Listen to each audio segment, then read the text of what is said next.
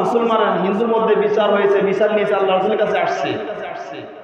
আল্লাহ রাসূল হিন্দু থেকে মুসলমান থেকে দুজনের জবান শুনে একটা ফয়সালা দিছে, ফয়সালা চলে গেছে হিন্দুর দিকে, মানে অমুসলিম যে তার দিকে ফয়সালা চলে গেছে। কারণ আল্লাহ রাসূল তো জুলুম করবে না, যেটা হক যেটা সঠিক সেটাই ফয়সালা দিবে। এবার মুসলমান ব্যক্তি মানলো না, আমি মুসলমান সে একটা অমুসলিম, আমার পক্ষে রায় নিয়ে দেয়, অমুসলিম পক্ষে রায় দিল, এটা মানে না, যাই আল্লাহ রাসূলের বিচার মানলাম না, ওমরের কাছে যাই। এবার ওমরের কাছে বলে যে ওমর, আমি আল্লাহ রাসূলের কাছে বিচার নিয়ে গেছিলাম, কিন্তু আল্লাহ রাসূল ওই অমুসলিম লোকটার ব্যাপারে রায় দিল আর আমার বিরুদ্ধে রায় দিল। দেখো তুমি বিচার মানো নাই, এটা তোমার বিচার মনুসঙ্গত হয় না, কয় না, তাই জন্য অপেক্ষা করো, আমি আসতেছি। কোনো কথা নাই, ঘরের মধ্যে গিয়ে তলোয়ার এনে এক কবিতার কল্লাটা আলাদা করে দিচ্ছে।